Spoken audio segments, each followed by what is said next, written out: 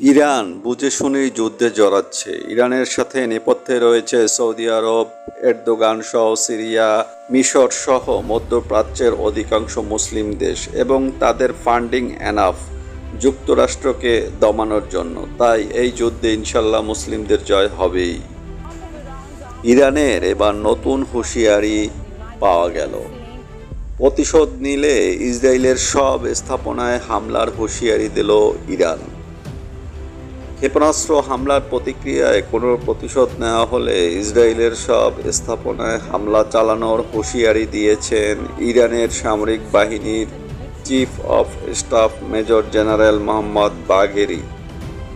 বার্তা সংস্থা এএফপি জানিয়েছে, বুধবার 2 অক্টোবর মেজর জেনারেল মোহাম্মদ বাঘেরি রাষ্ট্রীয় টেলিভিশনে দেওয়া এক বক্তব্যে ইসরায়েলকে এ সতর্কবার্তা দেন। মেজর জেনারেল বাঘেরি বলেন, আরও তীব্রতার সঙ্গে এটার হামলার পুনরাবৃত্তি ঘটানো হবে এবং সব স্থাপনাকে ইসরায়েলের লক্ষ্যবস্তু বানানো হবে। এএফপির খবরে বলা হয়েছে, মঙ্গলবার রাত জুড়ে ইসরায়েলকে লক্ষ্য করে 180টি ব্যালিস্টিক ক্ষেপণাস্ত্র ছুড়েছে ইরানের সেনাবাহিনীর এলিট শাখা Iran revolutionary guard corps IRGC.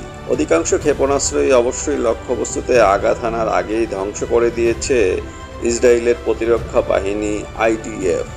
তবে কয়েকটি ক্ষেপণাস্ত্র ধ্বংস করা যায়নি। ইসরায়েলের বক্তব্য কিছুটা এরকম, যা বরাবর তারা দিয়ে থাকে, যে তাদের তেমন কিছুই হয় নাই, তারা সব মিসাইল ধ্বংস করে দিয়েছে। আসলে মনে করা হচ্ছে, বিশ্বব্যাপী সাংবাদিকরা মনে করছে, শত কোটি টাকা খরচ করে অ্যান্টি মিসাইল বা মিসাইল ধ্বংসকারী তাদের যন্ত্র এবার তেমন কাজই করে নেই। এগুলো সুপারসনিক মিসাইল এবং ইরান দাবি করেছে 90%, মানে 100টার মধ্যে 90টা মিসাইল আক্রমণ করেছে এবং সাথে সাথে এও বলেছে ইরান তো এখন কিছুই করেনি।